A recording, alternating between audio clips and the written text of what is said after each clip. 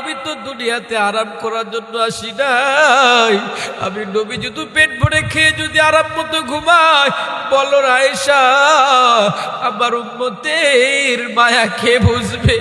এই বন্ধুরে, যেই নবী তোমার আমার জন্য নরম বিছানায় ঘুমাই নাই, যে নবী তোমার আমার জন্য কোনোদিন পেট ভরে খাবার খায় না, যে নবী দিনের কাজ করতে যায় মার খাইছে তারপরে তোমার আমার জন্য বদদুয়া করে নাই, ওই নবীরে কম ভালোবাসলে হবে না, ভালোবাসার মতো ভালোবাসতে হবে। কথা বলেন ঠিক কিনা? এ বন্ধুরে, নবী আমার সাহাবীদেরকে ডাকতে বললেন, ও আমার সাহাবীরা কে কাঁদতেছে, কে কাঁদতেছে? নবী আমার তাকা দেখলেন খেজুরের গাছ কাঁদতেছে।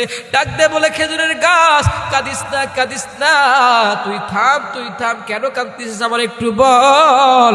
খেজুরের গাছ ডাক দে বলতেছে, হুজুর কারণ হইল আজকে আপনি জুমার দিন মেম্বারের উপরে দাঁড়ায় আপনি খুতবা দিতেছেন, কিন্তু এই মেম্বার তৈরি হওয়ার আগে আমি খেজুরের গাছ আপনার পেছন সাইডে ছিলাম, আপনি আমার সাথে হেলান দিয়ে আপনি খুতবা পড়তেন, আপনার সাথে আমার সাথে একটা মোহাব্বত ছিল, আমি খেজুরের গাছ বড় মজা পাইতাম, বড় আনন্দ পাইতাম।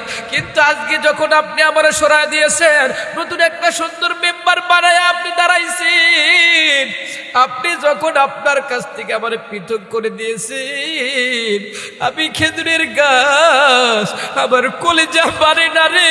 যেই নবী আমার জন্য তোমার জন্য পাগল, যেই নবীর জন্য আমি খেজুরের গাছ তৈরি হইলাম, আজকে সেই নবীর থেকে আজকে আমি খেজুরের গাছ আলাদা হয়ে গেলাম, আমি সহ্য করতে পারি না। খেজুরের গাছটা এই জন্য ভারাক্রান্ত হৃদয় নিয়ে কাঁদে। খেজুরের গাছের কান্না দেখা নবী আবার এক পর্যায়ে খেজুরের গাছকে এইরকম করে নিজের বুকের সাথে জড়াইয়া ডাক দিয়ে বলে, খেজুরের গাছ কাঁদিস না, কাঁদিস না, তুই থাম, তুই থাম। এরপরও খেজুরের গাছের কান্না থামে না। খেজুরের গাছ তখনও কেমন যেন ফোপায় ফোপায় ছোট বাচ্চার মতো কাঁদতেছিল।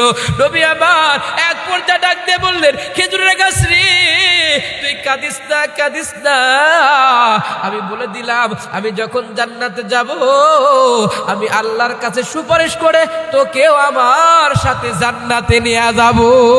আল্লাহু আকবার।